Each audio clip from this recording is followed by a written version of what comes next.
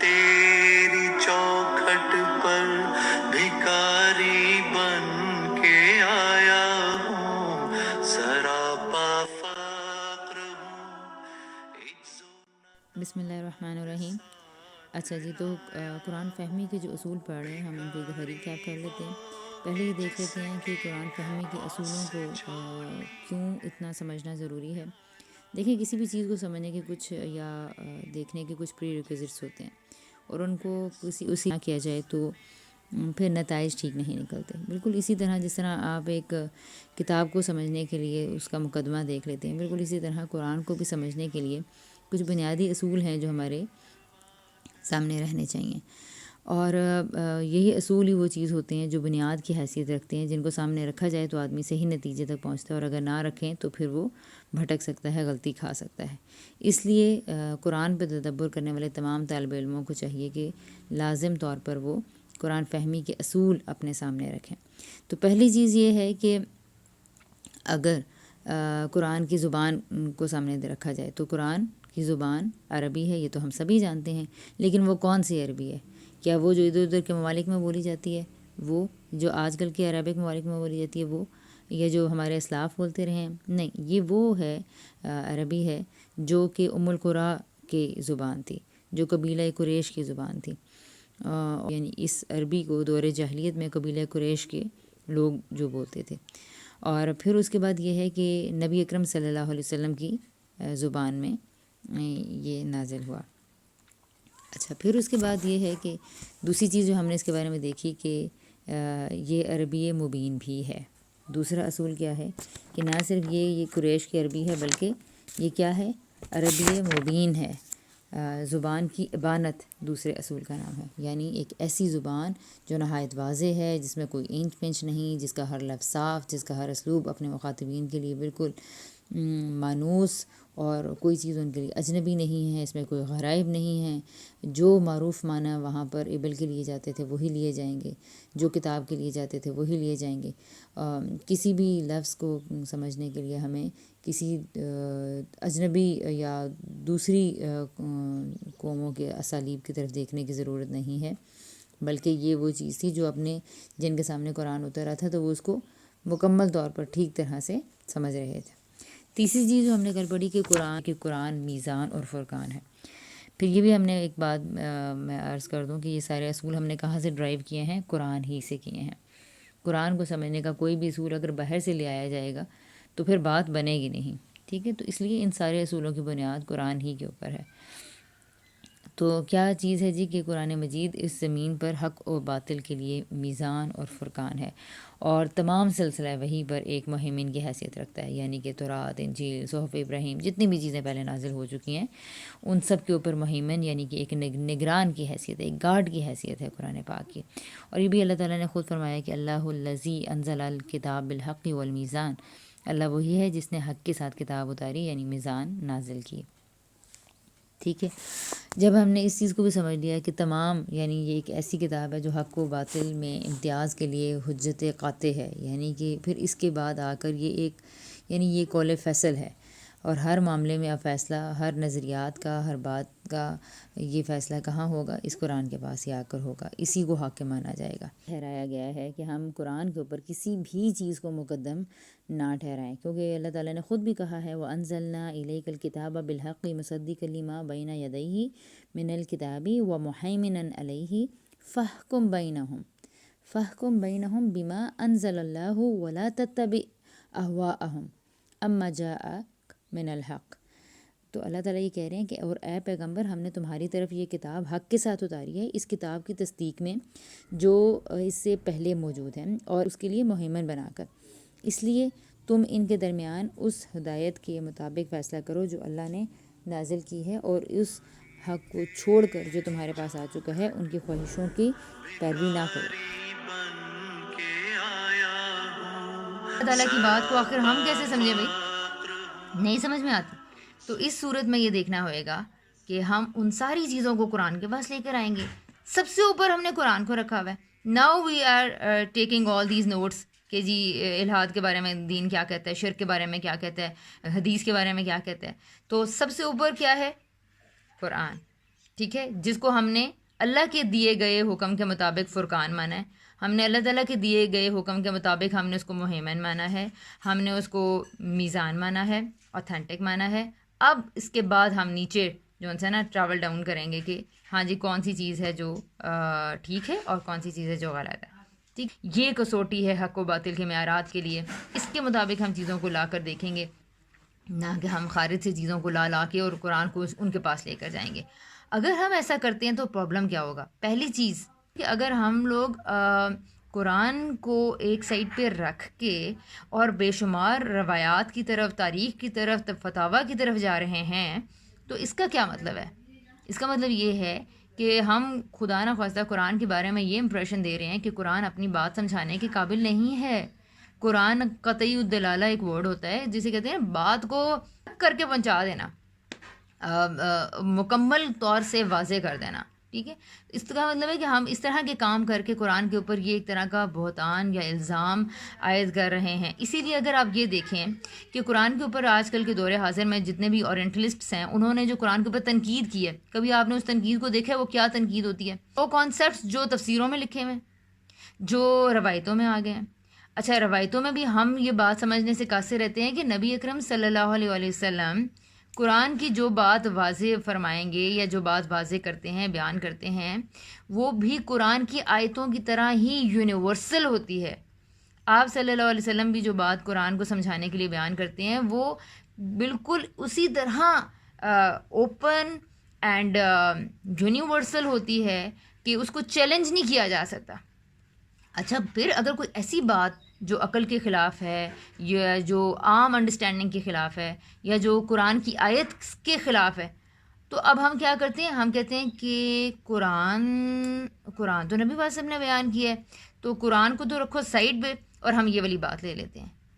اچھا، اب ہم نے یہ دیکھنا ہے کہ نبی اکرم صلی اللہ علیہ وسلم میرے سامنے موجود نہیں ہیں، انہوں نے اپنی بات مجھے ڈائریکٹلی نہیں پہنچائی. میں قرآن تو چونکہ اللہ نے اس کی حفاظت کا ذمہ لیا، میں قرآن کو سامنے رکھتا ہوں، نبی اکرم صلی اللہ علیہ وسلم کی بات کی میں تحقیق کرتا رہوں گا اور ذرا دیکھیں گے کہ آخر محدثین نے اس کو روایت قرار دیا ہے، کیا محدثین نے اس کو نبی اکرم صلی اللہ علیہ وسلم کی بات ہی مانا ہے؟ یہ ایک تحقیق ہے.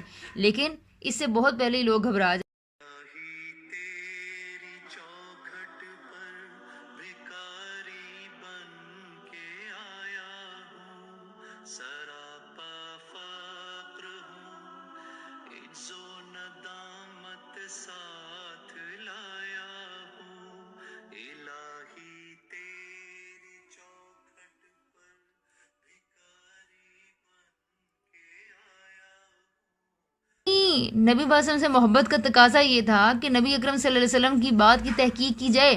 مثال کے طور پر میں ابھی آپ لوگوں کو کلاس میں آپ لوگوں کے جاؤں اور کہنا شروع کر دوں آپ کی ٹیچر شہابہ تو مجھے یہ کچھ کہہ رہی تھی، اپنی بہن کے بارے میں دوسری بہنوں کو جا کے کہنا شروع کر دوں کہ آمنہ یہ باتیں کہہ رہی تھی، فوزیہ یہ باتیں کہہ رہی تھی، تو اگر کسی کے ذہن میں کسی بندے کے لیے محبت ہے تو وہ یہ کہے گا تم نے یہ بات کہاں سنی؟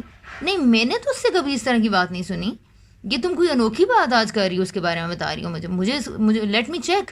ہم فوراً کیا کرتے ہیں؟ ہم اس کو چیک کرتے ہیں.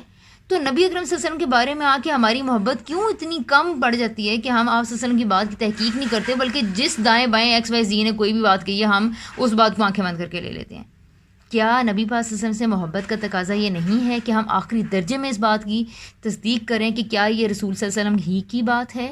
ایسا تو نہیں ہے کہ نبی پاک صلی اللہ علیہ وسلم کی شخصیت کے اوپر بہت سارا کیچڑ اچھال دیا جائے گا، ایسا تو نہیں ہے کہ کہیں قرآن کے اوپر حرف آ جائے گا. تو پھر اگر میں امتی ہوں بھی اور میں قرآن کو انڈرسٹینڈ کرنے کی کوشش کر بھی رہا ہوں تو اٹ مینس کہ میں پھر قرآن کا حق ادا نہیں کر رہا، میں نے قرآن کو وہ حیثیت ہی نہیں دی ہے فرقان کی اور میزان کی. تو یہ ایک بڑی امپورٹنٹ چیز تھی جی. اس کے اوپر اس کے پھر 4 ایسے پہلو ہیں جن میں کہ خاص طور سے یہ حیثیت قرآن کی مجروح ہوتی ہے، تو انشاءاللہ ان کو نیکسٹ کلاسز میں ہم دیکھیں گے. اب اس سے متعلق کوئی کوشچن ہے تو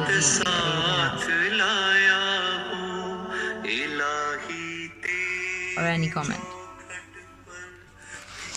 جی میں بات کروں.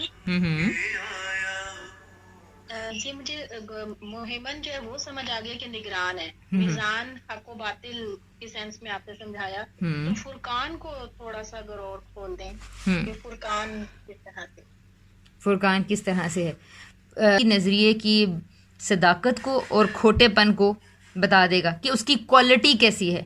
میزان کا یہ مطلب ہے کہ تول کے بتا دے گا، یعنی ایک ہوتا ہے نا وزن میں اور ایک چیز ہوتی ہے اس کی کوالٹی میں. اچھا، میں اس طرح سے آپ میزان کو اور فرقان کو دیکھیں گے کہ ایک تو جیسے کہ میزان ہمیں کیا بتاتا ہے، اس کا ویٹ بتاتا ہے، اور ایک ساتھ کیا چیز ہوتی ہے، اس کی کوالٹی.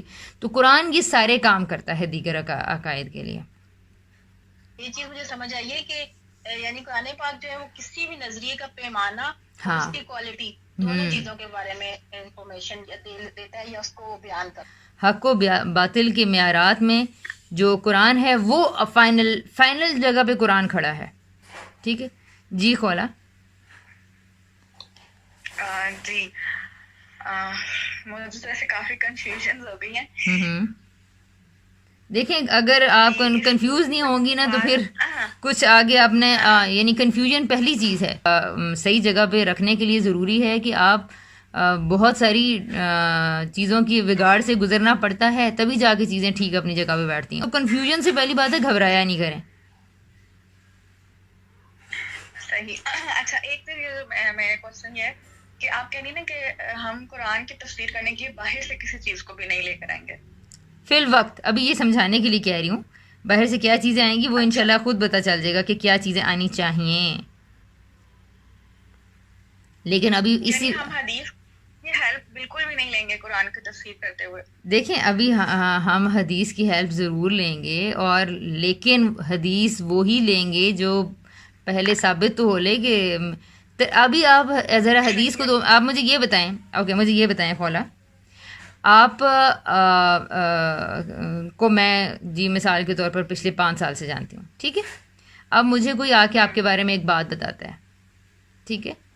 اب وہ بھی آپ کا، وہ بندہ بھی آپ کا نیبر ہے فار ایگزامپل، وہ مجھے آپ کے بارے میں آ کے بات بتا رہا ہے کہ خولا نے تو وہ مجھے یہ اور یہ باتیں کہی ہیں، ٹھیک ہے، یا وہ یہ اور یہ کام کر رہی تھی. اب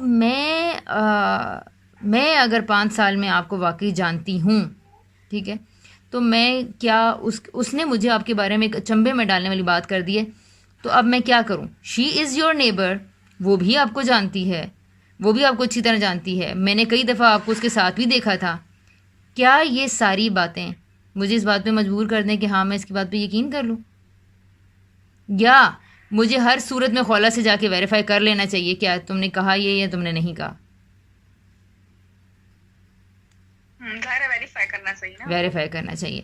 تو دیکھیں یہ رکھنا، پہلے یہ فیصلہ کر لیتے ہیں، یعنی کیا بات اگر میں آپ کو ایک حدیث بتا دوں گی تو دوسرا بندہ دوسری حدیث لے آئے گا.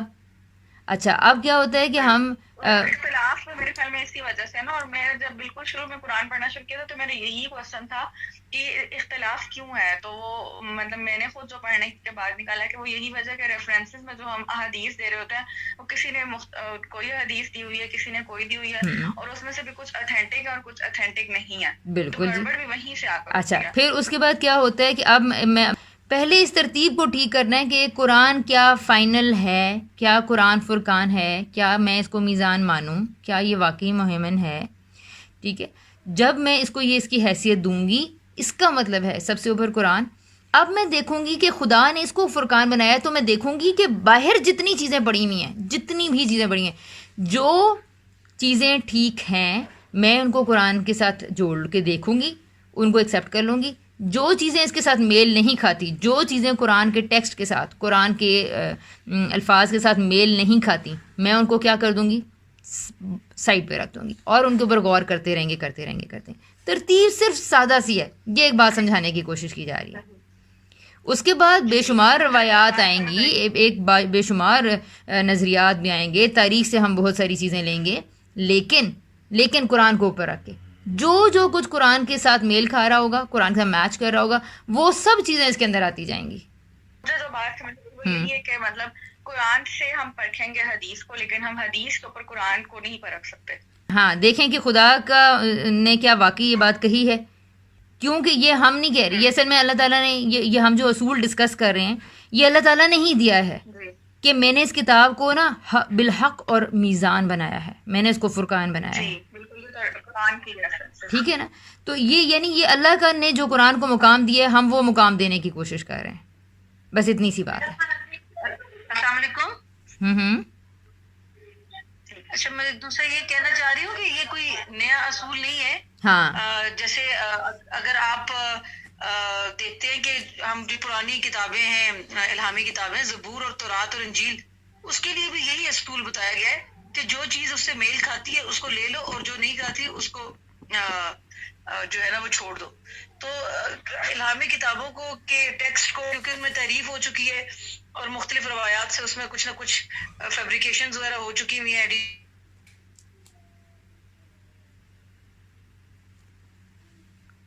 بتایا گیا کہ جو چیز اس کے ساتھ میل کھائے گی یا جو اس کے اندر آئے گی اس کو ہم لے لیں گے اور جو نہیں آئے گی اس کو ہم چھوڑ دیں گے.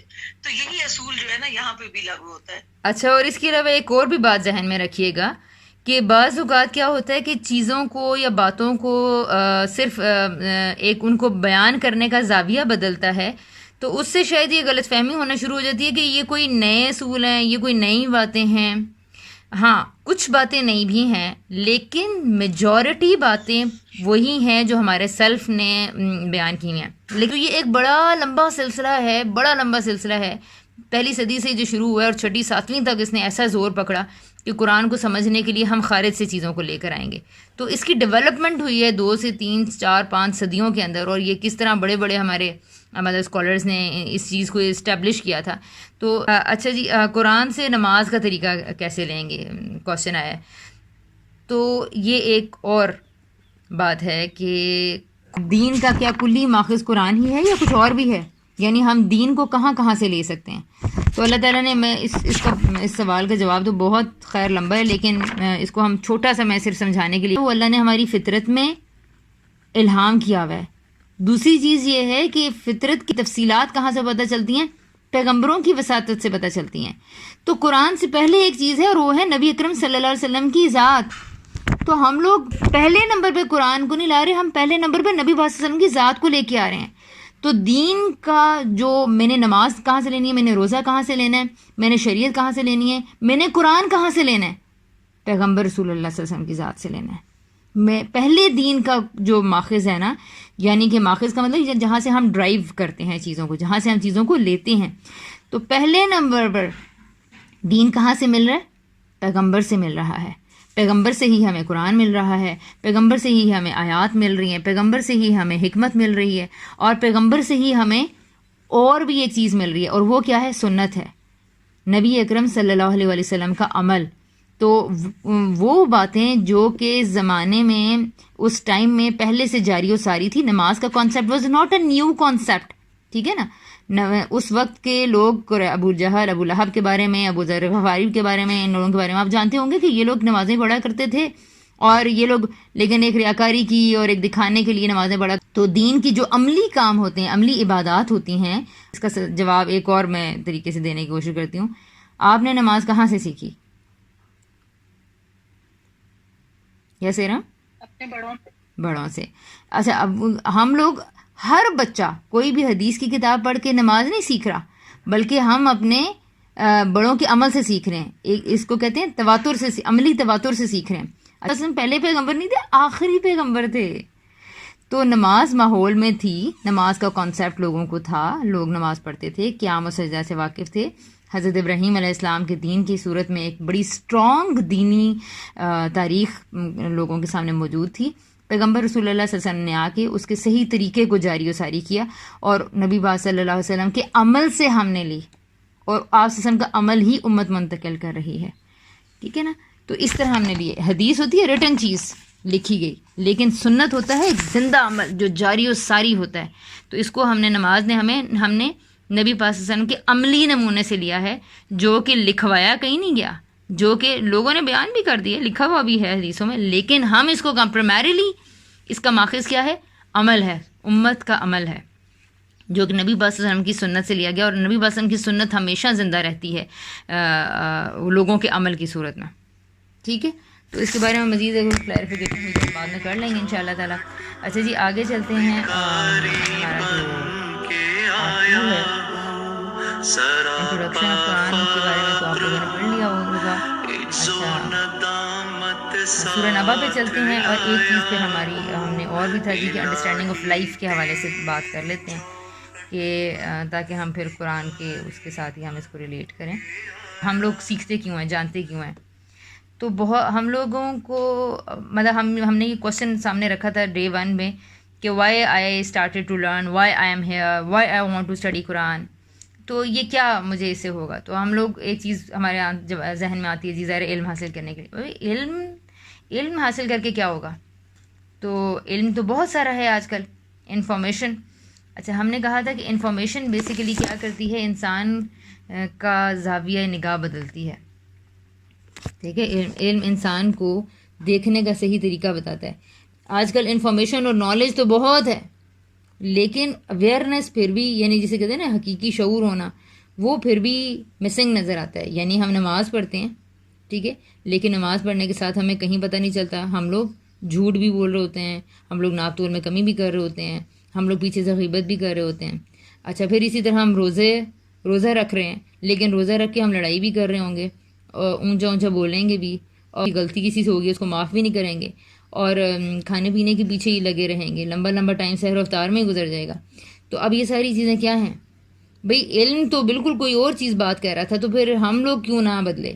اس کا مطلب ہے کہ چیز کو اٹین کرنا, جس کو شعور کہا جاتا ہے, وہ ہوتا ہے تو ہی انسان کی زندگی تھوڑی شعور کے ساتھ بیسیکلی وہ ایک انسان بنتا ہے. جب وہ اپنی اندر کی آنکھ کھولتا ہے, جب وہ اپنے بارے میں خود کوشچن کرتا ہے, شعور کے ساتھ انسان کے اندر ایک جسے کہتے ہیں اکاؤنٹیبلٹی کا اور کانشیسنیس کا احساس اس کے اندر بڑھتے ہیں یا ریز ہوتے ہیں. اچھا علم پھر کس طرح سے یہ جو شعور ہمارے اندر آتا ہے, اس سے ہم باہر کی انفارمیشن کو اپنے اندر پروسیس کرتے ہیں. اب ہم خود سوچنا شروع کرتے ہیں. تو اس دن جیسے آمنہ نے کوشچن بھی کیا تھا کہ آخر کیا وہ چیز ہے کہ ہم لوگ, علم ہمیں ایسی طاقت دیتا ہے کہ جس کی وجہ سے زندگی آسان نہیں ہوتی, بلکہ زندگی کی مشکلات کو سہنے کی ہمارے اندر ہمت پیدا ہوتی ہے. مثال کے طور پر جیسے ایک میں بتاتی ہوں کہ کس طرح سے علم ہمارا نگاہ کو بدلتا ہے. عائشہ نے ایک بکری تھی, وہ تقسیم کی لوگوں کے اندر, اور جب وہ واپس آئیں تو ان کے ہاتھ میں صرف ایک دستی تھی. تو نبی وسلم نے کہا کہ بچہ ہے, تو حضرت عائشہ نے کہا کہ بس یہ ایک دستی ہی بچی ہے. تو نبی اکرم صلی اللہ علیہ وسلم نے کہا بس یہ ایک دستی ہی رہ گئی ہے, باقی تو سارا بچ گئی ہے. اب پیغمبر صلی اللہ علیہ وسلم کیا کرتے تھے کہ لوگوں کی توجہ, انسان کو جسے کہتے ہیں نا, جو اس کو پرسپیکٹیو جینے کا دیا جاتا ہے, وہ بالکل بدل دیا. دنیا سے ہٹا کے توجہ بالکل آخرت پہ کر دی, اور آخرت میں اللہ تعالیٰ کے ہاں ساری بکری کا جو صدقہ ہے وہ کیا ہو گیا, وہ سیو ہو گیا ہے, اور وہ جو دستی پاس رہ گئی کا یہی بس بچ گئی ہے. تو فوراً علم کیا کرتا ہے, آپ کا جو دھیان ہے نا, وہ ظاہری تکلیف سے یا ظاہر کی چیز سے ہٹا کے بالکل ایک دوسرے زاویے کی طرف کر دیتا ہے. اچھا مثال کے طور پر ایک اور چیز, ہم لوگ بعض اوقات کسی کو دیکھتے ہیں کہ کوئی پکنک کر رہا ہے, کوئی بڑا خوشی سے زندگی گزار رہا ہے, کوئی بڑا خوبصورت ہے, کسی کا گھر بڑا ہے, بہت بڑا ہے. اب ہم لوگوں کو دیکھ کے ریجھنا شروع کر دیتے ہیں, اور ہمیں کہ ہماری زندگی تو بڑی مشکل ہے. لیکن ہوتا کیا ہے, ہمیں جب ان لوگوں کی زندگیوں ہم دیکھتے ہیں کہ اس کی تو بچپن میں ماں فوت ہو گئی تھی, کسی کا بھائی ہو گیا تھا, کسی کا ایکسیڈنٹ ہوا تو اس کا 10 سال بعد دیکھا کہ وہی جن کے آج آپ جن کی خوشی پہ بڑے غم میں جا رہے تھے, 10 سال بعد دیکھا کہ ان کے ایکسیڈنٹ میں ایک ٹانگ ٹوٹ گیا اور بازو ٹوٹ گیا, اور اب وہ ساری زندگی ایک مشکل میں گزارنے میں پڑے ہیں. آج کسی کی نعمت دیکھتے ہیں تو ہم لوگ اس کی جو چیزوں کے اوپر ہم غمزدہ ہونا شروع کر دیتے ہیں, لیکن 5-10 سال بعد بتاتے ہیں کہ جی اس کی زندگی میں تو فلاں مشکل اس وقت آنی تھی, اور یہ اس وقت اس کی خوشی کا ٹائم تھا. ہم لوگ چیزوں کو کمپیئر نہیں کرتے, یا آج کسی کو غم میں دیکھ کر یہ کہہ رہے ہیں, یا کسی کا چھوٹا گھر دیکھ کے کہہ رہے ہیں, اور ہم یہ نہیں جان پا رہے کہ اس کے ساتھ بہت سارے لائف ٹیسٹ اس کے ساتھ سے اس کے اوپر اٹھا لیے ہیں. مثال کے طور پہ یہ جو سیلیبریٹیز ہی ہیں, ان کی ہمیں چکا چوند کی زندگی کتنی اچھی لگتی ہے, لیکن وہ اپنی مرضی سے باہر نہیں جا سکتے, یا اپنی مرضی سے مال میں پھر نہیں سکتے, یا اپنی مرضی سے شاپنگ نہیں کر سکتے. یہ جہاں جاتے ہیں ان کی لائف میں انٹرفیئرنس ہوتی ہے, کسی جگہ پر بھی ان کی اپنی زندگی کچھ نہیں ہے. ان کا کھانا پینا اپنی مرضی سے نہیں ہو سکتا, ان کی سلیکشن اپنی مرضی سے نہیں ہو سکتی. اتنے یعنی کہ یہ فیکٹرز میں بندھے ہوئے ہیں کہ ان کو دوسروں کے مطابق زندگی گزارنی پڑتی ہے, یا دوسروں کے انٹرفیئرنس کے ساتھ گزارنی پڑتی ہے. تو ہمیں ایک چیز کا ظاہری پہلو تو بڑا اٹریکٹ کرتا ہے, لیکن یہ نہیں دیکھتے کہ اس کے ساتھ اور کتنی ساری مشکلات ہیں جو ہمیں نظر ہی نہیں آ رہی. ٹھیک ہے, تو ہم نے علم کے اندر سے وہ مختلف چیزیں درآمد کرنی ہیں کہ ہم ان چیزوں کو کے بارے میں، زندگی کے بارے میں ایک نیا پرسپیکٹیو قائم کر سکیں، اور وہ تبھی ہوگا جب میں خود یہ کرنا چاہوں گی۔ اب بات یہ ہے کہ خود ہم کیسے کرنا چاہیں گے۔ تو پہلی چیز ہے ہمیں اچھے لوگوں سے جڑنا پڑے گا، دوسری چیز ہے ہمیں کتابوں سے جڑنا پڑے گا، تیسری چیز ہے اللہ کی نشانیوں پہ غور کرنا پڑے گا، اور چوتھی چیز ہے دعائیں۔ یہ 4 وہ بڑے ذرائع ہیں جو ہماری زندگی کے دنوں کو بورنگ ہونے سے، تکلیف میں جانے سے بچائیں گے۔ ہر صورت میں ہم نے ان 4 باتوں کو پلو سے باندھ لیں کہ اپنے لیے سب سے پہلے دعائیں، بہت زیادہ۔ اب تو رمضان ہے ظاہر ہے، اور اس میں رات کو کرنی ہی دعائیں، قیام اور سجدہ لمبا کرنے کا مقصد ہی ہے کہ ہم اپنے لیے مغفرت مانگیں اور دعائیں کریں، اور مغفرت مانگیں گے تو ظاہر اللہ تعالیٰ سے ہم یہ احساس مانگیں گے اللہ تعالیٰ ہمیں ہدایت دیں، ہمیں اپنے بات ساتھ باندھے رکھیں، اپنی مرضی کا بنائیں۔ تو جب یہ دعا کرنے لگیں وجلنی ربی ردیہ، تو کیا ہوگا، کیسے ہوگا، اس کے بارے میں اگلی چیز آ جاتی ہے کہ کتاب سے رہنمائی لیں گے۔ اچھا کتاب سمجھ میں نہیں آئے گی تو کیا کریں گے، ہم اعلیٰ لوگوں کے پاس جائیں گے جن کا علم اچھا ہے، جن کا انٹلیکٹ اچھا ہے، جن کا عمل اچھا ہے، ہم ان لوگوں سے رابطہ کریں گے۔ اور پھر اس کی چیز یہ ہے کہ اس کے بعد ایک اور چیز ہے، کتاب کے بعد اور اچھے اعلیٰ لوگوں کی صحبت کے بعد ایک چیز یہ ہوگی کہ ہم اللہ تعالیٰ کی نشانیوں پہ، آفاق پہ جو جگہ جگہ بکھری ہوئی ہیں، درخت ہیں، پودے ہیں، سورج ہے، اور لوگ ہیں۔ سب سے بڑی ایک اور چیز نشانی اللہ کی لوگ ہیں۔ لوگوں کا کل کیسا تھا، آج کیسا تھا، آج ایک انسان خوش ہے، پرسوں ڈپریشن میں ہے، آج جن سے آپ خوش ہو رہے تھے، آج جو وزراء ہم دیکھیں کہ ہم نے اپنے کتنے وزراء اپنی زندگی میں دیکھ لیے جن کو کس قدر پوجا جا رہا تھا، پھر ان کو در بدر بھی ہونا پڑا، ان کو دھکے کھانے پڑے، ہسپتالوں کے بھی اور ملک سے باہر بھی اور جیلوں کے بھی۔ تو ہر طرح کی نشانیوں پہ غور کرنا، اس سے ہماری زندگی بھی کافی بہتر اور آسان ہو سکتی ہے۔ جسے پھر سو ہوس نے مار ڈالا ہے، تیری چوکھٹ پر بھکاری بن اچھا جی، تیسری چیز کی طرف آتے ہیں، اور وہ ہے سورہ النبا۔ ٹھیک ہے، تو سورہ نبا کے بارے میں ہم نے کچھ کوسچنز کیے تھے۔ آپ کو کیسے لگتا ہے کہ اس میں اس کے مخاطبین کون ہیں، یعنی کن لوگوں سے بات ہو رہی ہے، یا آپ نے اس کے مخاطبین کا تعین کیسے کریں گے، یہ بتائیں۔ سب سے پہلے کس چیز کا تعین کریں گے، یہ دیکھ لینا چاہیے۔ سب سے پہلے ہم یہ دیکھیں گے کہ یہ صورت کس دور کی ہے یا کس جگہ کی ہے، مکی کی ہے، مکی صورت ہے یا مدنی صورت ہے، اس کا اندازہ لگایا جائے۔ کیسے پتہ چلے گا آپ کو مکی ہے یا مدنی ہے؟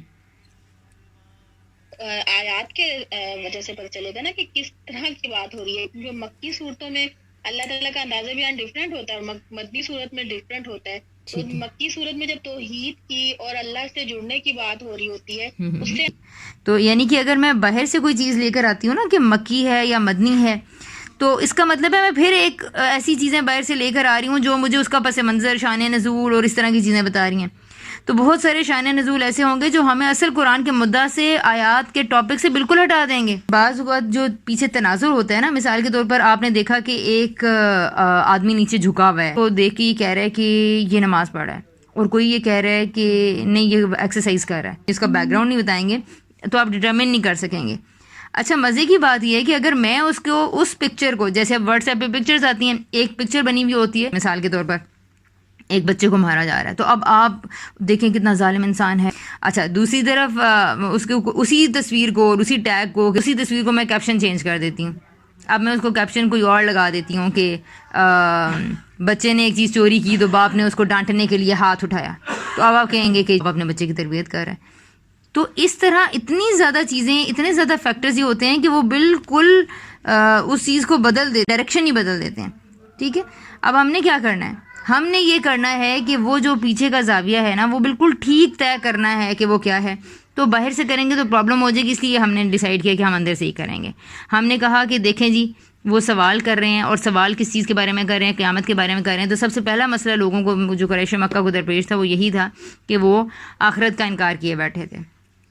ٹھیک ہے، وہ خدا پر سوال اٹھائے ہوئے تھے، وہ خدا کی اسکیم سے کو بالکل بھول چکے تھے کہ وہ دنیا میں ٹیمپریری لے آئے ہیں۔ وہ اس بات کا مذاق اڑا رہے تھے ہماری ہڈیوں کو زندہ کیا جائے گا، تو یہ چیز ان کے اختلاف اور ان کے مذاق کا سبب بنی ہوئی تھی۔ دوسرے پیسج میں ہم نے دیکھا کہ اللہ تعالیٰ نے یہ باتیں کر کے کہ تم لوگ جن چیزوں کے بارے میں اختلاف میں پڑے ہو، ان قریب تم جان لو گے، تمہیں بڑی اچھی طرح پتہ چل جائے گا۔ ثم کلا سیعلمون، اس کے بعد اللہ تعالیٰ نے کہا کہ یہ نشانیاں نہیں دیکھتے ہو کیا؟ سورج، پہاڑ، چاند، بادل اور دن اور رات، اور پھر سورج کا آنا، اور پھر یہ ساری چیزیں، اور دانا اور پانی، تو یہ ہم نے جو سب کچھ تمہیں دیا ہے، تمہیں کیا لگتا ہے یہ ساری نعمتیں تمہیں ایسے ہی مل گئیں؟ ان یوم الفصل کان میقاتا، ایک دن آئے گا جس دن میں تم سے اپنی ہر نعمت کے بارے میں سوال کروں گا۔ اتنی ساری نعمتوں کا تذکرہ کیوں آتا ہے؟ اس کا کیا مطلب ہے؟ کیا ہم نے پڑھا تھا؟ یہ کس چیز کی دلیل ہوا کرتی ہیں؟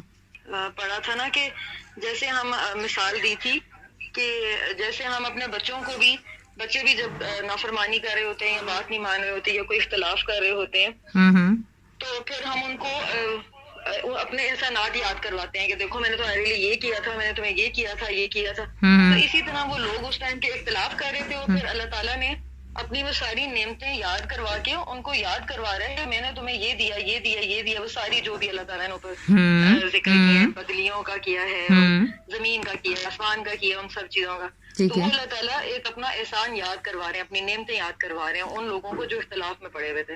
اوکے ٹھیک ہے جی، تو نعمتیں یاد کرا رہے ہیں۔ میں یہ پوچھ رہی ہوں کہ نعمتوں کا بیان کرنا، نعمتوں کا ملنا کس بات کی دلیل ہے؟ کہ بس وہ مل گئی؟ بلکہ نعمتیں اس بات کی دلیل ہیں کہ ان کے بارے میں رہے گا، تم سے اکاؤنٹیبلٹی بھی ہوگی۔ اگر آج کسی کو عہدہ ملتا ہے تو کیا اس عہدے کے بس وہ عہدہ مل جاتا ہے یا اس کے بارے میں کوئی اس کے اختیارات کے بارے میں پوچھ پڑھ بھی ہوتی ہے؟ کھانا پینا، فروٹس، یہ چیزیں اگر عطا ہوئی ہیں تو اللہ تعالیٰ کہہ رہے ہیں یہ ساری نعمتیں کیا تم ایسے جیتے جاؤ گے اور گزارتے جاؤ گے، دیکھتے نہیں ہو اس میں کس کس طرح کی نشانی ہے؟ یہ آخر تمہیں کیوں ملی ہیں؟ یہ مل گئی ہیں تو کیا بس ایسے ہی مل گئی ہیں؟ بلکہ ان یوم الفصل کان میقاتا، ایک وقت مقررہ پر تم آؤ گے میرے پاس اور میں تم سے پوچھوں گا کہ یہ ان ساری نعمتوں کا کیا کیا؟ یہ تو تمہیں زندگی گزارنے کے لیے دی تھیں۔ تو سب سے بڑی ایک چیز جو ذہن میں رکھنی ہے کہ جہاں پر یہ آیات آ رہی ہوتی ہیں جن میں خدا کی نشانیاں، سورج، چاند، دن، رات، جوڑے جوڑے ہونا، کھانا پانی، حبر اور نبات، پودے سبزہ ملنا، باغات کا ملنا، یہ ساری نعمتیں اللہ تعالیٰ اپنی ربوبیت پر توجہ دلا رہے ہوتے ہیں۔ جس طرح ماں کہہ رہی ہوتی ہے کہ میں نے تمہیں پالا، میں نے تمہیں ایسے کیا، میں نے تمہیں ایسے کیا، تو وہ ایک طرح کا تقاضا کرنا چاہ رہی ہوتی ہے کہ اب تم سے تمہیں چاہیے کہ تم میری فرما برداری کرو یا تم میری اطاعت کرو۔ تو خدا تعالیٰ انسان کو وہ ساری نعمتیں یاد دلاتے ہیں اور اس کے بعد یہ کہتے ہیں کہ میں نے تمہیں پالنے پوسنے اور زندگی گزارنے کے لیے اتنی چیزیں عطا کی ہیں، تو اب تمہیں کیا چاہیے؟ تم وقت مقررہ پہ جب میرے پاس آؤ گے تو اس طرح کی تیاری کر کے آؤ کہ میرے مطیع اور فرما بردار بندے بنے ہوئے ہو۔ اچھا ینفخو کا جی روٹ ورڈ کون بتائے گا؟ نون، فا اور خا۔ ہاں، ہم یہ سمجھنے کی کوشش کر رہے ہیں کہ یہ جو لفظ ہیں یہ بہت سادہ ہیں، ان کو سمجھنا بہت آسان ہے۔ تو یہ دیکھیں، یا کو آپ ہٹا دیں، نون فاخا نفخا، یہ کیا ہے؟ پھونکنا، نفختو، ٹھیک ہے۔ اچھا، یہ آپ نے 3 ورڈ کا روٹ نکال لیں گے تو جہاں پہ اس کی شکل بدل کے بھی آئے گی تو آپ اس لفظ کو پہچان لیں گے۔ فتحت کا روٹ ورڈ، ٹھیک ہے، دیکھیں فا، تا اور ہا، یہ جو پہلے 3 ورڈز ہیں فاتحہ ہیں یہ ورڈ، ٹھیک ہے۔ اچھا، فاتحہ، سورہ فاتحہ بھی آپ نے سنا ہوا ہوگا۔ سورہ فاتحہ پہلی سورہ ہے قرآن کی، ٹھیک ہے، فاتحہ کھولنے والی، ٹھیک ہے۔ اچھا، فتح بھی جب ہم کرتے ہیں تو نئے علاقوں کو ہم فتح، تو یہ وہی ورڈ ہے جو فاتحہ اردو کا ورڈ ہم استعمال کرتے ہیں۔ پھر السماء، تو آسمان تو ہمارا اردو میں بھی استعمال ہوتا ہے۔ پھر اس کے بعد فکانت ابوابا، باب کی جمع ہے، ٹھیک ہے، جیسے باب اردو میں آتا ہے دروازے، روٹ ورڈ با واو با اس کے اندر ہے۔ پھر سجرت، سین یا را، سیر ورڈ ہم عام بولتے ہیں، سیر چلنے کو جو کہتے ہیں، تو یہ وہی ورڈ ہے سین یا را، ٹھیک ہے۔ پھر اسی طرح جبل بھی اردو میں لفظ آتا ہے۔ الف لام کو آپ کو میں نے بتایا تھا کہ خاص کرنے کے لیے ہوتا ہے، اس کو آپ نکال دیں، ناؤن کو پراپر ناؤن بنانے کے لیے الف لام لگایا جاتا ہے، جب جیسے کہ ہم انگلش میں بک اور دا بک کرتے ہیں۔ سو جبل پہاڑ کو کہتے ہیں، الجبال یہ پہاڑ، یعنی کہ اس کو خاص بنانے کے لیے، اور جبال جمع بھی ہے۔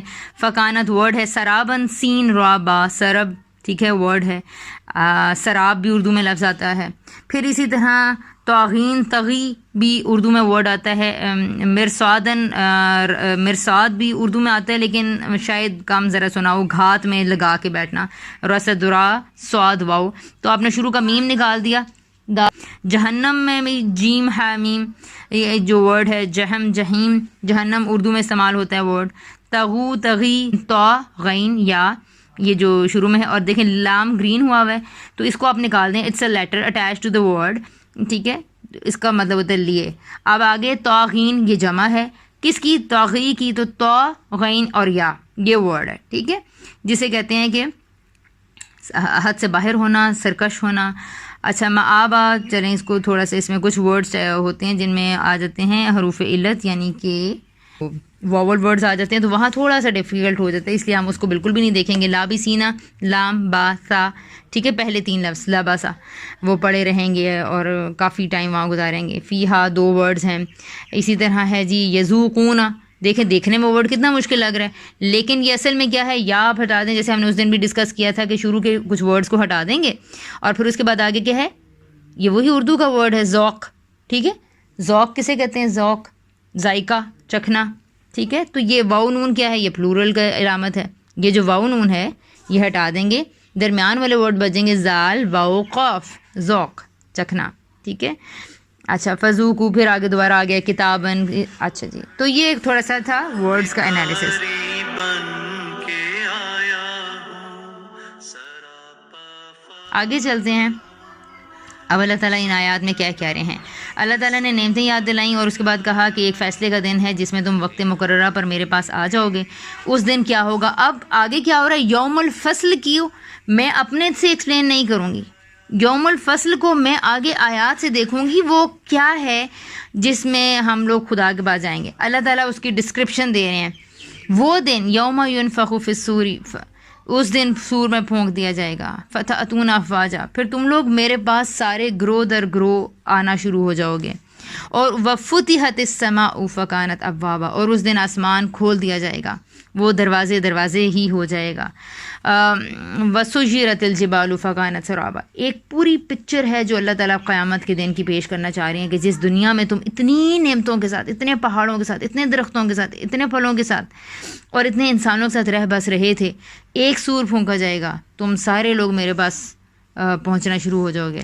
اور آسمان کی یہ حالت ہوگی کہ جس آسمان کو تم محکم, پختہ, بڑا, وسیع دیکھتے ہو, وہ اس دن ٹکڑے ٹکڑے ہوا ہوگا. اور یہ جو بڑے بڑے پہاڑ نظر آتے ہیں جن کو دیکھ کے تمہیں یہ گمان ہوتا ہے کہ تمہاری زندگی ہمیشہ قائم رہے گی, نہیں, اس دن پہاڑ چلا دیے جائیں گے اور وہ دھول مٹی کی طرح بالکل اڑ رہے ہوں گے. ان جہنم کانت مرصادا, یہ صورتحال ہوگی. اور آگے کیا ہے کہ جہنم بھی کھڑی انتظار کر رہی ہے, وہ بھی ایسے اپنے شکار کی تلاش میں ہوگی کہ وہ نافرمان سرکش لوگ جنہوں نے میری اطاعت کو پس پش ڈال دیا تھا, جنہوں نے میری آیات کو پس پش ڈال دیا تھا, جو تکبر میں مبتلا رہتے تھے, جو سرکشی میں مبتلا رہتے تھے, جن کو غفلت تھی کہ ان جہنم کانت مرصادا ہے. سارے لوگوں کے لیے جہنم کیا ہے, ایک وہ کے لیے کہ کون آئے گا اور اس کو میں اچکوں اور اپنے اندر ڈالوں. اور وہ ہوگی کس کے لیے؟ جو طاغین کے لیے ہوگی, ایسے سرکشوں کے لیے ہوگی جن کے سامنے خدا کی ذات آتی تھی, خدا کے احکام آتے تھے, خدا کی باتیں آتی تھیں, اور وہ لوگ کیا کرتے تھے, اس کو پس پش ڈال دیتے. تو ایسے سرکشوں کے لیے مآبا وہی ٹھکانہ ہے, یعنی کہ وہاں پر وہ رہیں گے, بسیں گے. اب ان کے لیے وہ ساری نعمتیں جو ان کو اوپر اللہ نے بتایا, اب ان کو عالم نجعل الارض مہادا, اب ان کے لیے زمین ایک بچھونا نہیں ہوگی بلکہ اب ان کے لیے جہنم ٹھکانہ ہوگا سرکشوں کے لیے. اچھا پھر وہاں پر وہ کتنا عرصہ رہیں گے؟ لابسین فیہا احقابا, صدیاں وہاں پڑے رہیں گے, اور اپنے جب تک وہ پاکیزہ جنت میں جانے کے لیے چونکہ خود کو پاکیزہ کرنا تھا, پیوریفائی کرنا تھا. So the person who will not do this, اب وہ جہنم میں جل سڑ کر اپنا جو ہے نا اپنے اعمال کی اور اپنی چیزوں کی اصلاح کرنے کے لیے وہاں پر صدیوں پڑا رہے گا, اور اس کا وہیں پر سزا بھگتنے کے نتیجے میں ہی ایک طرح کا تزکیہ ہوگا. اور پھر اس کے بعد یہ ہے کہ جہنم کے بارے میں کوئی غلط فہمی نہ رکھی جائے کہ وہ بڑی کوئی چلو جی دیکھا جائے گا جو ہوگا. آج کل کا غفلت کا ایک عام جملہ ہے, دیکھا جائے گا, یا پھر جب موت آئے گی تو پھر دیکھیں گے, بڑھاپا آئے گا تو پھر دیکھیں گے. اور پھر اسی طرح بہت ساری یعنی غفلت کے بے شمار جملے ہیں ہمارے اندر. یعنی ہمارے اندر جو اپنی جوانی اور اپنا دن اور اپنی مصروفیات اور آفس اور جاب اور بچے اور پکنکس اور مزے, اتنا کچھ امپورٹنٹ ہو چکا ہے کہ اس میں ہمیں سوچ میں ہی نہیں ہمیں آتا کہ ہم جہنم کے بارے میں یا آخرت کے بارے میں تھوڑا سوچیں. تو اللہ تعالیٰ نے اس ساری غلط فہمی کو دور کرنے کے لیے یہ بھی بتا دیا کہ یہ مت سمجھنے لگ پڑنا کہ وہاں پہ اس کو جہنم کو سہ لینا کوئی اتنا آسان ہوگا. نہیں, ایسی بات نہیں ہے. لا یذوقون فیہا بردا ولا شرابا, اس میں کوئی تمہیں ٹھنڈی اور کوئی پینے کے قابل چیز نصیب نہیں ہوگی. یہ وہاں پر حالات ہوں گے. اچھا اب تو پھر کیا ہے اللہ، لیکن ہاں کچھ کھانے کو یعنی کہ کھانے اور پینے کی چیز تو وہاں کچھ بھی نہیں ہوگی، البتہ جو وہ خود کھاتے پی رہیں گے، اللہ حمیمن و غساقا، وہاں پہ گرم پانی، حمیم کھولتا ہوا، اور غساق کہتے ہیں زخموں کی جو دھون ہوتی ہے، بہتی ہوئی پیپ، یعنی جہنمی ہوں گے، جہنمیوں کا گند ہوگا، ان کے زخم ہوں گے، ان کی کھالیں ہوں گی، ان میں سے بہتا ہوا یہ غلیظ سلسلہ ایک جاری ہوگا، اور جب کھانے اور پینے کے لیے کچھ نہیں میسر آئے گا اور اس قدر وہاں پر وہ بھوک ستائے گی اور پینے کے لیے تڑپ ہوئے گی، تو کیا کرتے پھریں گے جہنم کے اندر؟ وہ جو گرم کھولتا ہوا پانی اور غساق جو پیپ اور کسلہو اور گند ہوگا اس کو کھاتے پھریں گے، صرف وہی کھانے کے لیے میسر ہوگا، اور کوئی کھانے کی چیز وہاں نہیں ہوئے گی، وہاں پہ کوئی برد یا کوئی شراب ایسی چیز وہاں کچھ نہیں ملے گی۔ اور یہ کیا ہوگا؟ اچھا اب فوراً ذہن میں کہ اتنا شدید عذاب، اتنا خوفناک عذاب کیوں؟ تو آگے اللہ تعالیٰ نے جواب دے دیا جزاء وفاقا، یہ ان کے اعمال کا پورا بدلہ ہے، یہ ان کی اعمال کی ہی ایک جزا ہے جو ان کو دی جائے گی، یہ کوئی اللہ تعالیٰ اپنے سے عذاب نہیں کر رہے۔ پھر اس کے بعد کیا ہے؟ انہم، اچھا اب آگے یہ ان کے اعمال کا پورا بدلہ ہے۔ کیسے اعمال؟ کون سے اعمال؟ اگلی آیت میں دیکھیں، انہم کانوا لا یرجون حسابا، بات یہ تھی کہ ان لوگوں کو کوئی یرجو امید ہی نہ تھی، رجو امید کو کہتے ہیں توقع، ایکسپیکٹیشن، کوئی ان کو امید ہی نہ تھی کہ ان سے حساب لیا جائے گا، ان کے ایک ایک عمل کے بارے میں پوچھا جائے گا۔ اچھا آج جب لوگوں کو یہ بات بتاتے ہیں کہ جی دیکھیں یہ اپنے دن پہ نوٹ کریں، اپنے چھوٹے چھوٹے اعمال پہ نوٹ کریں، اپنی چیزوں کو دیکھیں، اور ہر چیز میں آپ کو بچے نے آپ کو نیند سے جگا دیا، کوئی بے وقت آپ کے گھر آ گیا، کوئی آپ کو اپنی پسند کی چیز دوسرے کو دینی پڑ گئی، کسی نے ان ایکسپیکٹڈلی آپ سے کوئی ہیلپ مانگ لی، تو ہم کہتے ہیں کہ دیکھیں ان ساری چیزوں کو ایز این ٹیسٹ سچویشن لیں، اپنے آپ کو چیک کریں، اور ان ساری چیزوں میں آپ کا رسپانس ہے جو نوٹ کیا جا رہا ہے۔ کمرہ امتحان کے اندر کوئی ایک منٹ بھی ایسا نہیں ہوتا جو لائر یا پلائر کا دے دیا جاتا ہے، وہ ساری چیزیں آپ کا ٹیسٹ کا ٹائم ہوتا ہے۔ تو ہم ایک کمرہ امتحان میں بیٹھے ہوئے ہیں، لیکن ہماری ماشاءاللہ غفلت اس قدر بڑھ گئی ہے کہ ہم لوگ غور ہی نہیں کرتے کہ میرے دن کا ایک ایک لمحہ کیا ہے، مجھے اللہ تعالیٰ کو اس کا حساب دینا ہے یا مجھ سے اس کی اکاؤنٹیبلٹی ہونی ہے۔ تو ہم لوگ بڑے آرام سے پھر زندگی جیسی گزار رہے ہیں ویسی گزارتے چلے جاتے ہیں۔ تو اللہ تعالیٰ کہہ رہے ہیں ان کا قصور یہ تھا کہ ان کو امید ہی نہ تھی کہ ان سے حساب لیا جائے گا۔ وَكَذَّبُوا بِآيَاتِنَا كِذَّابًا، اور اوپر سے حال کیا تھا، سرکشی بھی اس طرح کی تھی کہ جب ان کے سامنے آیات میری آتی تھیں یا کوئی ان کو متنبع کرتا تھا، کوئی انہیں چکنے کرتا تھا، تو وہ کیا ہوتا ہے، اسے لڑنے ہی بیٹھ جاتے ہیں۔ جیسے کہ آپ نے دیکھا قریش مکہ کو کہ نبی پاک صلی اللہ علیہ وسلم نے ایک دعوت برپا کی ہے، ان کو ایک میسج دیا جا رہا ہے، ان کو اللہ تعالیٰ کی آخرت کے بارے میں نشانیوں سے بتایا جا رہا ہے کہ ہر نعمت دی جاتی ہے تو اس کا حساب ہوتا ہے، تم لوگ ایسا کیا نہیں کرتے ہو؟ کسی کو اپنا مال تجارت کے لیے دے دو تو ڈیفینیٹلی تم اسے واپس پوچھو گے بھائی کیا کمایا، کیا نفع ہوا، کیا نقصان ہوا، لیکن خدا کے معاملے میں تم لوگ یہ بھول ہی جاتے ہو۔ وَكَذَّبُوا بِآيَاتِنَا كِذَّابًا، اور وہ کیا کرتے ہیں، انہوں نے تکذیب کی، ہماری آیات کو جھٹلاتے رہے۔ اچھا کذاباً کیا ہم لوگ اس کا لفظی ترجمے کا نقصان کیا ہے جی جو ہم کرتے ہیں، جو میں آپ کو توجہ دلائی تھی کہ لفظی ترجمہ زیادہ دیر تک نہ کرتے رہیں، اسی کی عادت پڑ جائے گی کہ انہوں نے جھٹلایا ہماری آیات کو جھٹلانا۔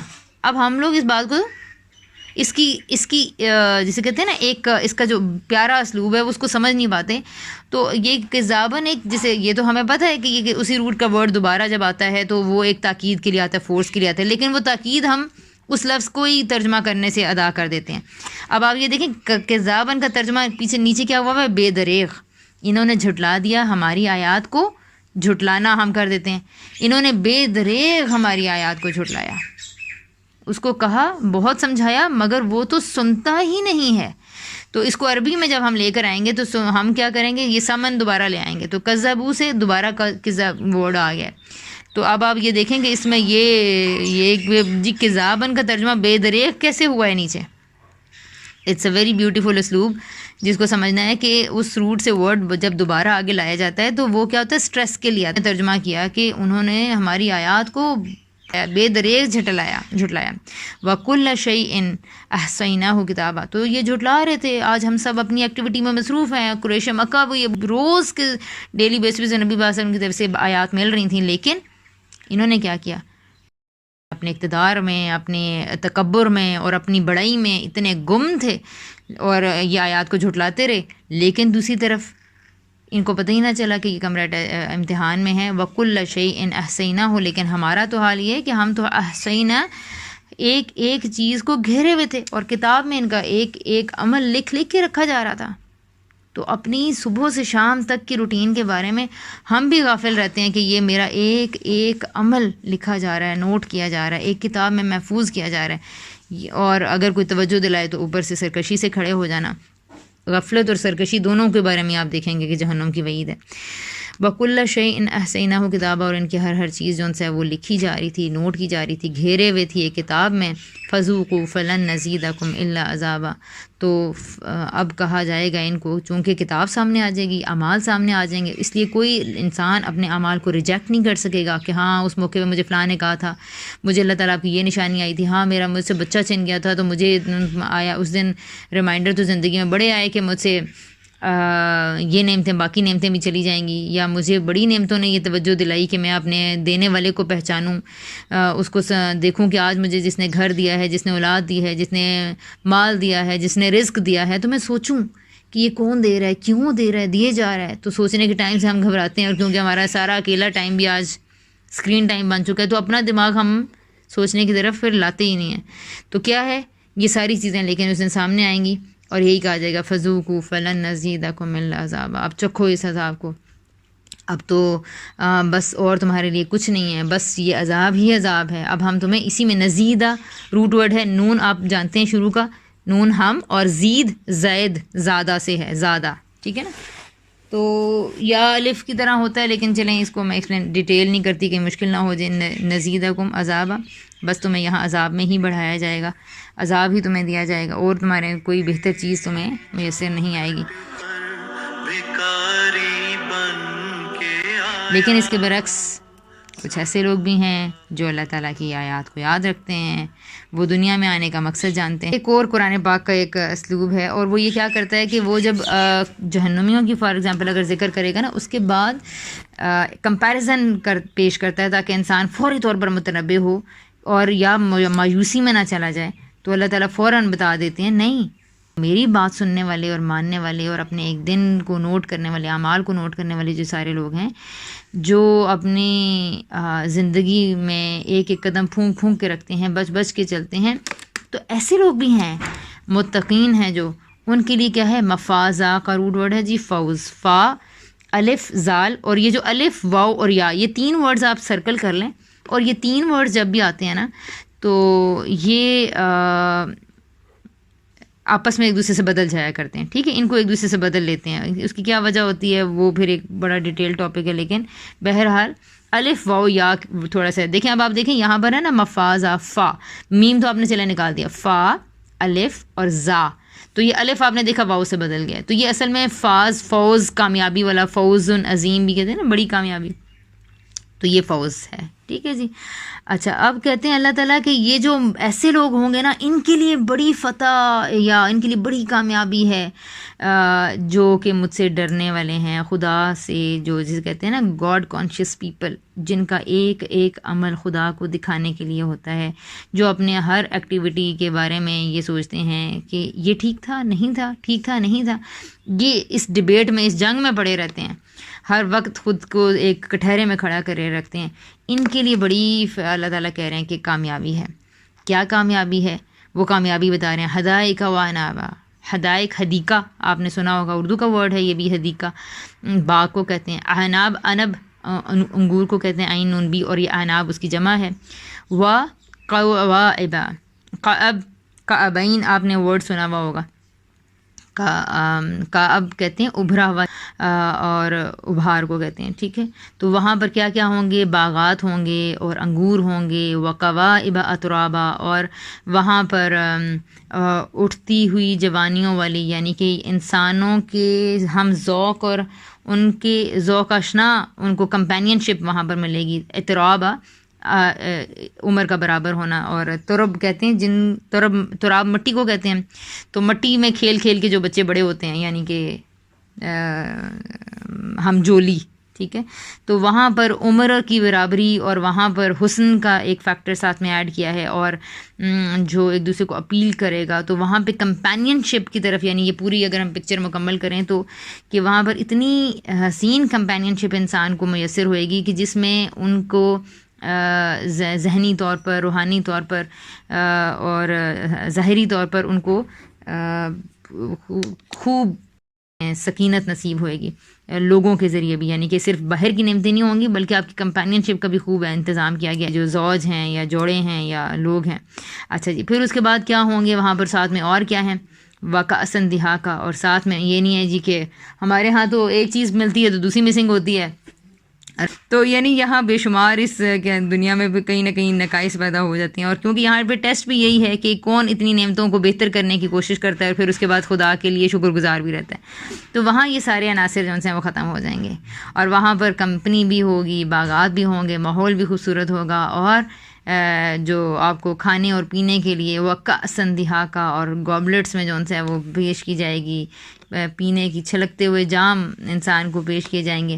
پھر اس کے بعد یہ کہ ماحول بڑا خوبصورت ہے، تو اب ہوگا کیا، باتیں کیسی ہوئیں گی، سننے کو کیا ملے گا، لا يسمعون فيها لغوا ولا كذابا.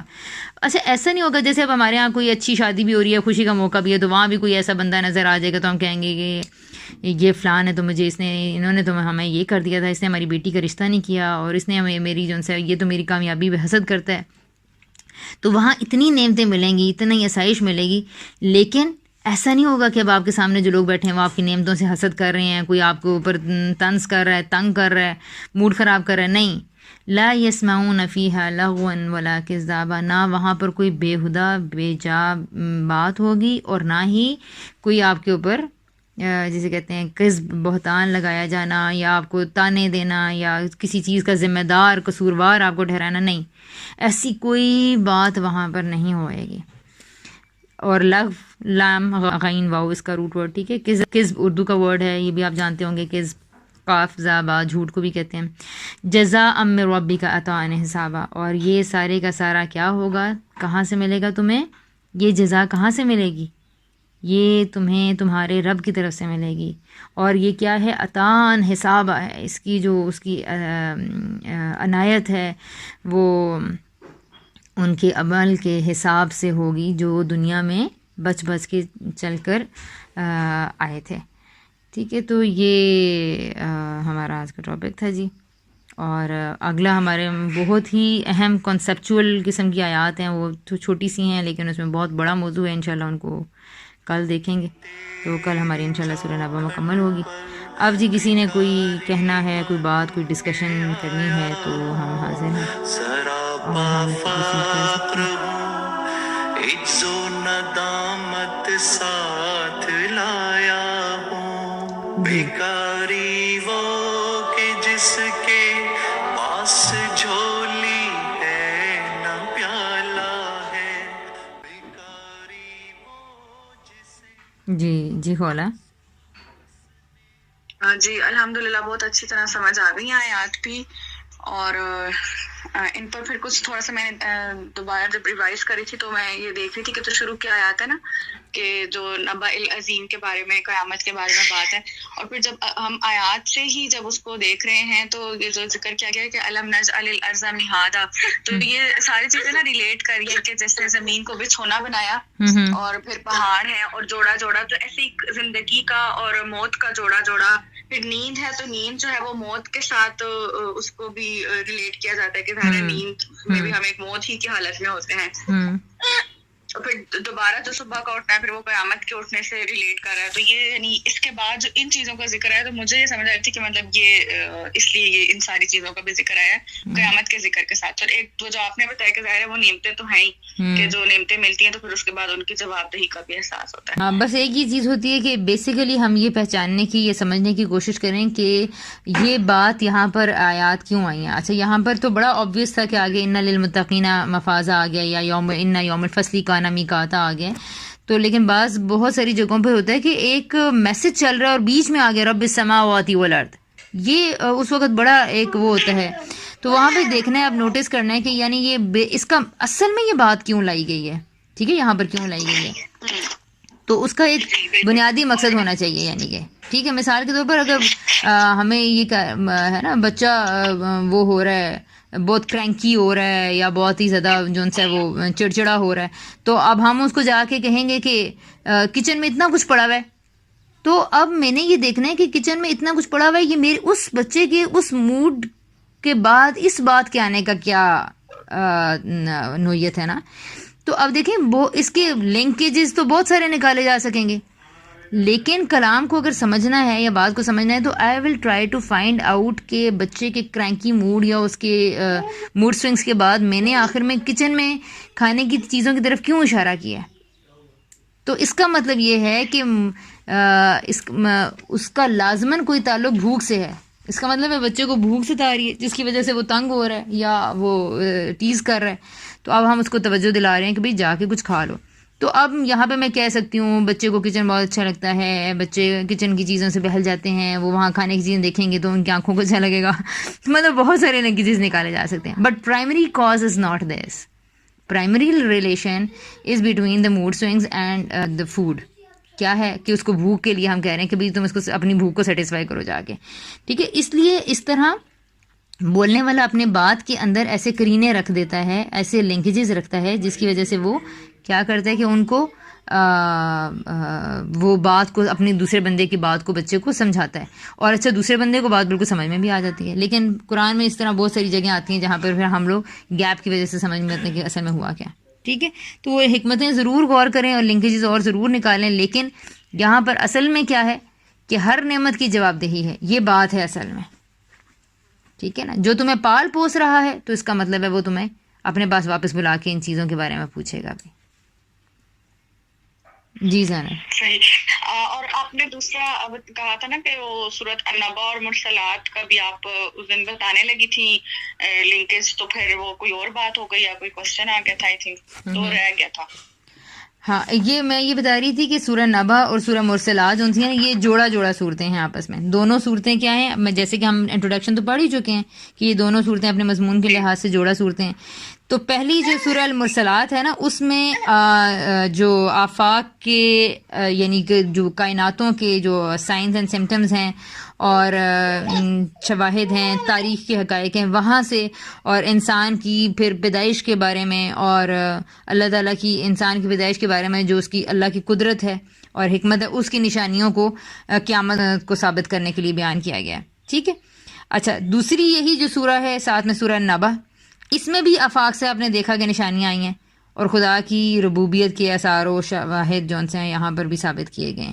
تو دونوں صورتوں میں ہو کیا رہا ہے کہ ایک زور و شور سے یہ بات بتانے کی کوشش کی جا رہی ہے دونوں صورتوں میں کہ انسان کو مختلف طرح کے حقائق اور مختلف طرح کے شواہد اور فیکٹس اور نعمتیں بتا کر یہ بتایا جا رہا ہے کہ تمہیں بہرحال میرے پاس واپس آنا ہے. تو یہ وہ کہ اکاؤنٹیبلٹی کی طرف اور روز جزا و سزا کی طرف توجہ دلائی جا رہی ہے. تو دونوں صورتوں میں بیسیکلی مضمون کیا ہے، قیامت کے وجود کو ثابت کیا جا رہا ہے. یہ دونوں میں جوڑے کی یا توام ہونے کی یہ حیثیت یا پہلو ہے کہ دونوں صورتوں میں قیامت کے اسبات کو واضح کیا جا رہا ہے. جی ٹھیک ہے، جزاک اللہ. جی میں کہنا چاہوں گی کہ ابھی جیسے پیچھے بات نہیں ہوئی تھی، ایک تو مطلب وہ میزان فرقان اس پہ بات ہو رہی تھی، تو اس میں یہ تھا کہ دیکھیں ہم اگر تحمل مزاجی کے ساتھ اس چیز کو سمجھیں کہ ہم یہ تینوں ورڈ میزان فرقان مہیمن جو ہے یہ قرآن پاک کے ہی ورڈ ہیں، تو ہم اصل میں ان چیزوں کو سمجھ رہے ہیں کہ وہ ورڈ ہیں کہاں سے ہم نے سنے ہیں، قرآن پاک کے اندر سے سنے ہیں. تو پہلے اگر ہم ان کو اچھی طرح سے سمجھ لیں تو کیا پھر ہمیں پتہ چلے گا کہ پھر ہمیں مزید اور کیا چیزیں ضرورت ہے، کس طرح سے سمجھا جا سکتا ہے. بالکل. تو اس لیے فوکس اگر ہمارا ان ورڈنگ کے اوپر رہے، قرآن کی ورڈنگ کے اوپر، تو بہتر طریقے سے چیز کو سمجھا جا سکتا ہے. جیسے کہ اب آپ نے سورہ نبا سمجھائی، تو ہر سورت کا ایک تھیم ہوتا ہے. تو میرے خیال میں اس سورت کا جو تھیم تھا وہ یہی ہے، ان الفصل کان میقاتا، کہ اللہ تعالیٰ وہ جو فیصلہ کن دن ہے اس کے بارے میں بتانا چاہ رہے ہیں کہ وہ کیسا تھا، کیسا ہوگا، اس میں کیا کیا ہوگا، اور اس دن تک پہنچنے کے لیے پیچھے کیا کچھ کرنا ہوگا. یعنی اپنے اعمال کا محاسبہ جو ہے وہ دنیا میں رہتے ہوئے کریں تاکہ پھر اس دن کی رسوائی سے بچا جا سکے اور اچھا انجام جو ہے اس تک انسان پہنچ سکے. اس کا یہی موضوع ہے قیامت کا اسبات. اور دوسری چیز یہ کہ تحمل تو اتنا ضروری ہے کہ جو کنفیوژنس کو سہنے کی ہمت نہیں رکھتے وہ آگے پا بھی نہیں سکتے ہیں. ٹھیک ہے، ہم لوگ تو شاپ پہ بھی جاتے ہیں تو ایک برانڈ پہ کوئی ایک سوٹ تو نہیں ہوتا نا، وہاں پہ بھی ہزاروں سوٹ ہوتے ہیں، کنفیوژن تو وہاں بھی ہو رہی ہوتی ہے. لیکن وہاں ہم اتنا ٹائم لگاتے ہیں کہ صبح سے شام بھی ہو گئی ہے نا اگر سوٹ کی پسند کرتے کرتے، تو وہاں ہمیں پرابلم نہیں ہوگی. اپنی ٹیسٹ اپنی چوائس ڈھونڈ کے رہیں گے اور اپنی پسند کا سوٹ جب تک نہیں مل جائے گا تو اس کنفیوژن کو ہم برداشت کر لیتے ہیں. کلپس سے انالیٹیکل مائنڈ کہ کیسے انالیٹیکل تھنکنگ ڈیولپ کی جائے، تو ان کلپس میں خاص طور پہ میں نے ایک بات، اس میں ایک ٹاپک ہی یہ تھا کہ کنفیوژنس. تو میں کہی تھی کہ جہاں بھی اس ٹاپک میں نے یہ بتایا تھا کہ کنفیوژن اگر آپ کو کسی چیز میں ہونی شروع ہوگی تو it's a very good sign, because آپ کو کنفیوژن جو ان سے پروگریس کی طرف لے کے جائے گی، پروگریس آپ کو کلیئرٹی کی طرف لے کر جائے گی. تو یہ بہت ایک اچھا پروسیس ہوتا ہے اور اس کو واقعی ثابت قدمی سے جو ہے وہ گزرنا چاہیے اس مرحلے میں سے. جی اچھا، آپ لوگ کوئی بات کچھ بھی شیئر کر سکتے ہیں، ایون آپ کو برا بھی لگا ہے تنقید بھی آپ کر سکتے ہیں.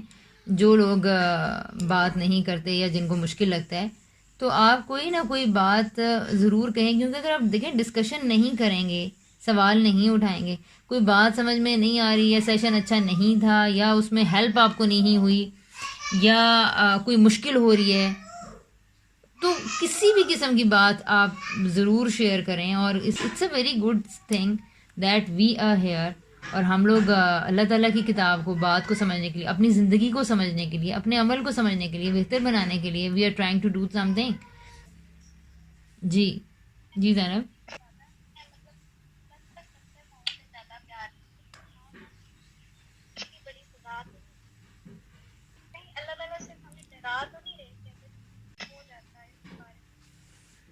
آپ کہہ رہی ہیں کہ اللہ تعالیٰ 70 ماؤں سے زیادہ پیار کرنے والے ہیں اور پھر یہ گرم کھولتا ہوا پانی اور پیپ اور تو ایسا کیوں ہے؟ اور یہ بات آپ کے لیے بڑی ایکسیپٹ کرنا مشکل ہو جاتی ہے کہ اللہ تعالیٰ جو اتنا رحیم ہے، جو اتنا رحمان ہے، تو وہ آخر کس طرح انسانوں کو اتنے شدید اور دردناک عذاب میں مبتلا کر دے گا. اس کانسیپٹ کے پیچھے ایک تو بہت بڑا بات ہمارے تصوف کا ہے اور دوسرا چیزوں کو ٹھیک طرح سے نہ سمجھنے کا. مثال کے طور پر جو لفظ ہے رحمان، جس کا نام دے کر اللہ تعالیٰ نے بہت سارا تعارف کروایا ہے. اچھا، رحمان کو ہم سمجھتے ہیں سراپا رحمت ہے، بالکل سراپا رحمت ہے، لیکن رحمت کا تقاضا کیا ہے؟ آپ یہ دیکھیں، ماں رحم کرنے والی ہوتی ہے. اب زینب اور زینب کے بہن بھائی ہیں، 4 بہن بھائی مل کے زینب کو تنگ کرے جا رہے ہیں، اس کا مذاق اڑا رہے ہیں، طنز کر رہے ہیں، وہ پڑھ رہی ہے تو کتابیں پھاڑ رہے ہیں، ادھر کر رہے ہیں ادھر کر رہے ہیں. تو اب ماں تو جو رحمت والی ہے وہ زینب کے لیے بھی ہے اور باقی 4 بچوں کے لیے بھی ہے. تو اس کی رحمت اپنی، اس کے اندر جو رحم، جذبہ رحم ہے، یہ شفقت ہے، وہ اپنی جگہ پہ ہے. لیکن اگر وہ باقی 4 بہن بھائیوں کو کچھ بھی نہ کہے، اس کی رحمت کا یہ لازم تقاضا ہے کہ وہ اب 4 بہن بھائیوں میں عدل کرے. اب وہ اگر مسلسل تنگ کیے جا رہے ہیں، ماں کیا انٹرفیئر نہیں کرے گی؟ اس کا جذبہ رحمت کیا اب جوش نہیں مارے گا کہ میں نے کیا کرنا ہے، میں نے اس کو انصاف دلانا ہے، میں نے اس کے حقوق کو سیکیور کرنا ہے. تو وہاں پر، یا پھر مثال کے طور پر اب آپ دیکھیں یہ جو قصور میں جو زینب بچی کا واقعہ ہوا تھا، تو اب معصوم بچی کے ساتھ اس طرح کی زیادتی ہوئی اور اس کے ساتھ اس طرح کا ٹارچر ہوا، تو اس کا کیا قصور ہے کہ اس کو اس درندگی کا نشانہ بنایا گیا؟ یہ کون سی رحمت ہے جو کہ اس آدمی کو عذاب میں ڈالنے سے روکے گی، اور اس بچی کا کیا ہوگا پھر؟ تو اصل میں رحمان کا کانسیپٹ یہ تھا کہ رحمت بیسیکلی یہ ہوتی ہے کہ عدل کو آخری درجے میں قائم کر دینا، یہ ہے رحمت.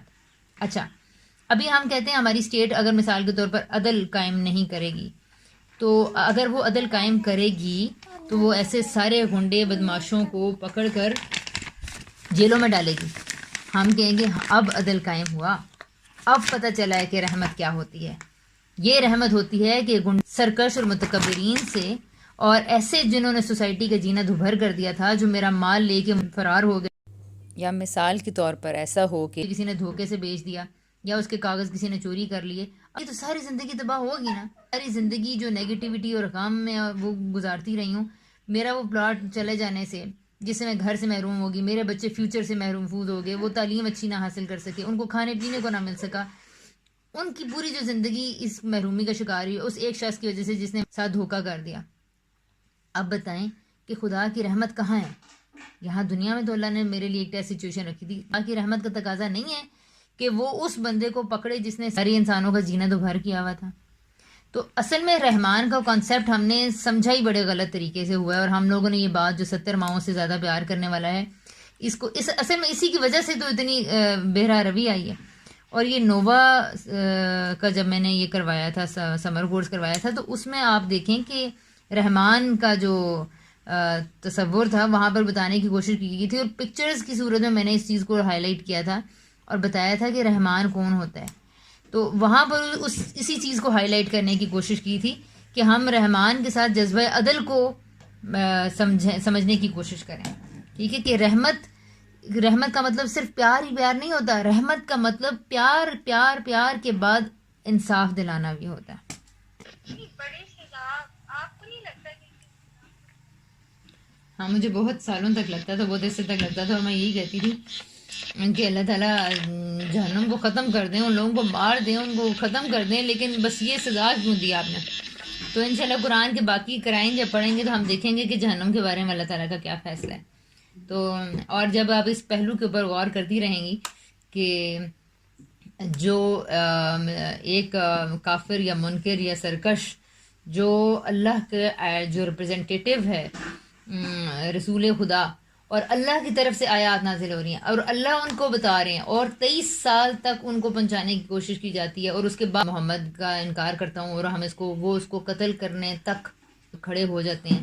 تو ایسے سرکش کی, یہاں تک کہ جب وہ قتل بھی کر دیا گیا تو اس نے کہا کہ میری گردن ذرا اونچی رکھ کے کیا کاٹنا. ذرا آپ ان کا تکبر دیکھیں. اور وہ کہتے ہیں کہ مجھے افسوس اس بات کا ہے, یا ابو لہب و جہل وغیرہ کے بارے میں افسوس اس بات کا کہ گڈریوں نے جو ہے نا مجھے مارا بھی, تو گڈریوں نے مارا, چرواہوں نے مارا, کوئی بڑا ہستی والا میرے جیسے میرے مقابل کا بندہ مجھے مارتے. جس کا تکبر اس درجے میں کھڑا ہو کہ وہ پیغمبر اور خدا کے مقابلے میں آ کر کھڑا ہو گیا ہے, تو ایسے انسانوں کے بارے میں سوچنا پڑے گا کہ ان کی کیا سزا ہو. اور حیات کے فیصلے ہونے ہیں تو اس کے بارے میں کس طرح سے عدل قائم ہونا چاہیے, اور وہ ایسا عدل ہوگا کہ وہ منکر اور کافر اور سرکش خود اپنے بارے میں اپنی سزا کو اون کریں گے. تو اس کے بارے میں کچھ چیزیں وہاں بھی واضح ہوئیں گی. اور اس کے علاوہ مزید قرآن پڑھنے کی اور سمجھنے کی ضرورت ہے, تو وہ ہم انشاءاللہ کرتے رہیں گے. تو پھر مزید بہت ساری ایک سٹنگ میں تو باتیں نہیں سمجھ میں آتی نا, بہت ساری چیزوں کے اندر کانسیپٹس کو جینا پڑتا ہے کئی سال, پھر وہ کلیئر ہوتی ہیں.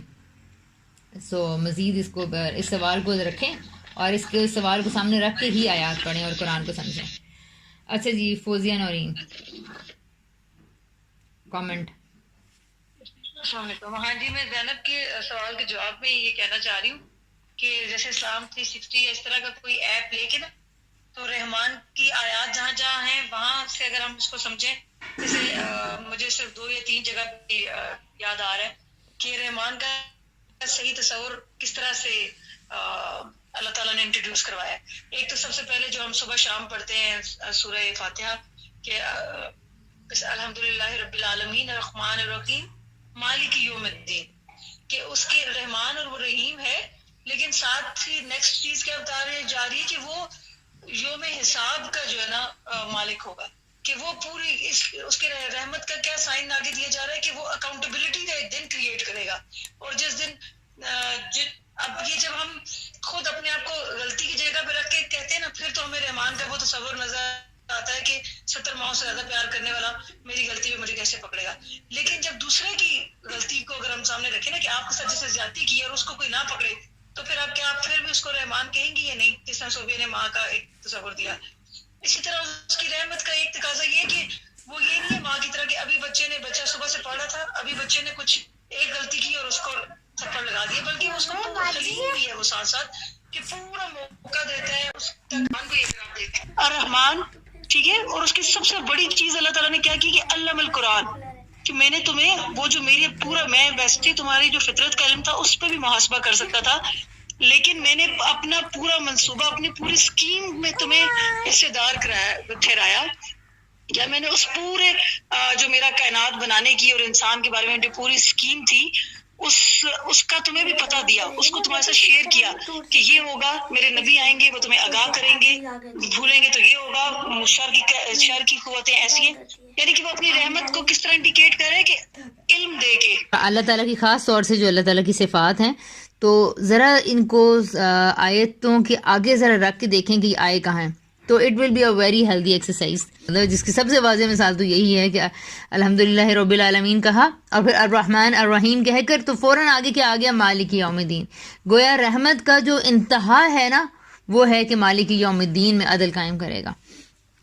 تو اس کے اوپر خود غور کریں گے تو انشاءاللہ اس کو پروسیس کریں، اس کو ہضم کریں. میں ایک بات کہوں گی، یہ جو نعمتوں والی بات ہوئی تھی بالکل سٹارٹنگ میں کہ نعمتیں کس بات کی دلیل ہیں، تو یہ بھی ایک بہت مطلب کہ ایک سیٹسفائنگ سا پوائنٹ ہے کہ اکثر لوگ ہم نے دیکھا ہے یا پھر ہم خود بھی اس فیز سے گزرے ہیں کہ جب کسی کے پاس نعمت دیکھے اور خود کے پاس نہ ہو تو بندہ اس کو سپیریئر اور خود کو انفیریئر سمجھنے لگ پڑتا ہے، یا کوئی مشکل آئے تو پھر اس کو جو جن کی زندگی بہتر ہوتی ہے ان کو. تو مطلب یہ بہت ایک اچھی ایک بات ہے کہ جن کے پاس نعمتیں ہیں ان کو بھی ان کا حساب دینا ہے. تو اس سے کافی ایک نا دل کو تسلی ہوتی ہے کہ اگر ہمیں نعمت مل بھی جائے گی تو بالآخر حساب اس کا بھی دینا ہے. وہ یہ نہیں ہوگا کہ اب کوئی کھلی چھٹی مل گئی ہے یا بس اب تو یہ والی ایک بات مطلب کافی، کیونکہ یہ ہم لوگوں کی روٹین میں لائف میں ہر وقت چل رہی ہوتی ہے کہ ہم کمپیریزنس کرتے رہتے ہیں اور خود کو جو ہے نا مظلوم سمجھتے رہتے ہیں، یا دوسرے کو بہت اعلیٰ یا خود کو اعلیٰ اور دوسرے کو مظلوم. یا نعمتوں سے ہم لوگوں کا اسٹیٹس سے ہم لوگوں کی اس کا اندازہ لگاتے رہتے ہیں کہ کوئی کیسا ہے اور کیسا نہیں ہے. تو یہ بہت ایک اچھی مطلب ایک سو مچ. بالکل یہ بالکل وہی چیز آتی ہے کہ ہم جب فلاں کو بیٹا مل گیا، فلاں کو بچے مل گئے، فلاں کو گاڑی مل گئی، بڑا گھر مل، اطاعت گزار بچے یا نافرمان بچے، اچھا شوہر یا نافرمان شوہر یا نافرمان بیوی، ہر چیز کو اسی برائے میں ہی دیکھنا ہے کہ ایک چیز آپ اچھا اس میں نعمتوں میں ویرائٹی بھی اتنی ہے کہ اللہ تعالیٰ نے ایک دی بھی ہوتی ہے تو اس کو 10 کوئی اور دی بھی ہوتی ہیں. اگر دوسرے کی زندگی دکھائی جائے اگر پوری طرح، تو ہم لوگوں میں سے کوئی بھی راضی نہیں ہوگا کہ اس کی زندگی آپ کو دے دی جاتی. تو ہم لوگ کوئی کسی دوسرے کی زندگی، اپنی زندگی آج ہی سمجھ لیں اگر ہم لوگ ہماری سب سے بہتر ہے، اور اس میں ہی ہمارے لیے اکاؤنٹیبلٹی سب سے آسان ہے، یا اسی کا حساب دینا سب سے آسان ہے، کیونکہ اللہ تعالیٰ تو بڑے حکیم ہے. تو یہ واقعی ذہن میں ایک رکھنا ہے ہم نے کہ جو بھی نعمت ہے، خوشی ہے، محرومی ہے، ہر چیز کے اوپر یہ ٹیسٹ ہے، اور ہر چیز کے اوپر بس جواب دہی ہونی ہے کہ میں نے اس کی نعمت پا کر میرا کیا رویہ تھا، نعمت چھننے پہ میرا کیا رویہ تھا. تو it will be a great reminder for us. جی مس، میں کہتی کہ اگر یہ پاسبل ہو کہ ہم پہلے جو اصول ہیں سارے قرآن فہمی کے، اگر وہ ہم اکٹھے یعنی ایک دفعہ میں پڑھ لیں اور پھر اس کے بعد پھر ہم آیات کو دیکھیں تو وہ زیادہ آسان ہو جائے گا، اور پھر ہم ان ساری چیزوں کو ذہن میں رکھ کے پڑھیں گے. اصل میں خولہ یہ اصول اتنے سمجھنے کی چیز ہے نا، اس کے مائکرو سیشنز کرنے پڑیں گے ان کو سمجھنے کے لیے. ایک نشست میں کریں گے تو ذہن میں کچھ بھی نہیں بیٹھے گا. پہلے میں نے سارے ایک ہی دن میں کروانے تھے، پھر میں نے کہا تھا ایک ایک لائن کی ایکسپلینیشن دے دوں گی. اندازہ ہوا کہ یہ مشکل ہو جائے گا. تو چلیں جی، اللہ تعالیٰ ہم سب کو ان ساری باتوں پر عمل کرنے کی توفیق عطا فرمائے. ربنا تقبل منا انک انت السمیع العلیم. اور اللہ تعالیٰ ہمیں نیک لوگوں سے جڑنے کی، کتابوں سے جڑنے کی، اللہ تعالیٰ اپنی نشانیوں پہ غور و فکر کرنے کی توفیق عطا فرمائے، اور تاکہ ہم اپنے لیے بہت سی دعائیں کرتے رہیں کہ اللہ ہمیں ہدایت پہ رکھے. واجعلنی ربی رضیہ. آمین. السلام علیکم. تیری چوکھٹ پر بھکاری بن کے آیا ہوں، سراپا فقر ہوں، عجز و ندامت سا